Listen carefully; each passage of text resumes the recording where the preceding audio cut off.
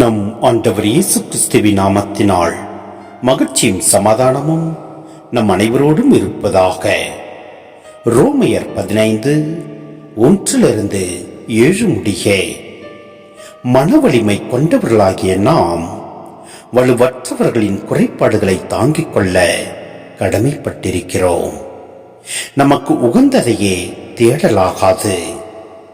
அடுத்தவருடைய நன்மைக்காகவும் வளர்ச்சிக்காகவும் செயல்பட்டு அவர்களுக்கு உகந்தவர்களாக வாழுங்கள்.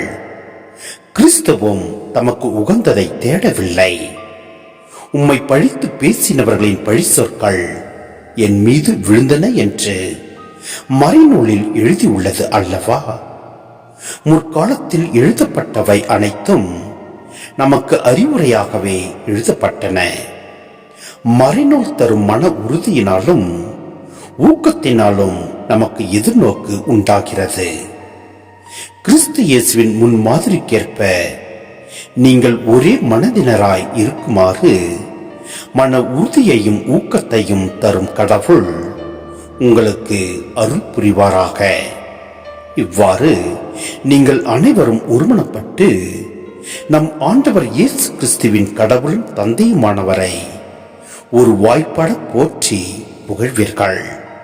ஆகையால் கிறிஸ்து உங்களை ஏற்றுக்கொண்டது போல நீங்களும் ஒருவரை ஒருவர் ஏற்றுக்கொள்ளுங்கள். அப்போது கடவுளை பெருமைப்படுத்துவீர்கள். என் கருத்து இதுவே. சிந்தனை: மறைநூல் முழுவதும் கிறிஸ்துவின் ஒளியில் வாசிக்கப்பட வேண்டும் என முதல் கிறிஸ்தவர்கள் நம்பினர்.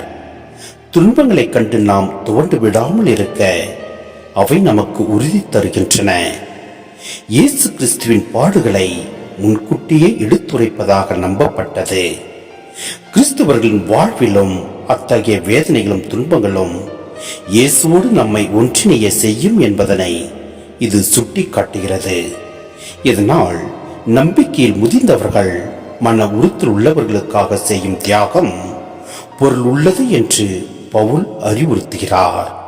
ஆம், நம் வாழ்வில் எத்தகைய துன்பங்களும் இடர்களும் ஏற்படினும் நம் ஆண்டவரை முன்வைத்து அவர் வழியில் நாம் நடப்போம். அப்பொழுது எல்லாம் வல்ல இறைவன் நம்மை நிறைவாய் ஆசீர்வதிப்பார். ஆமென்.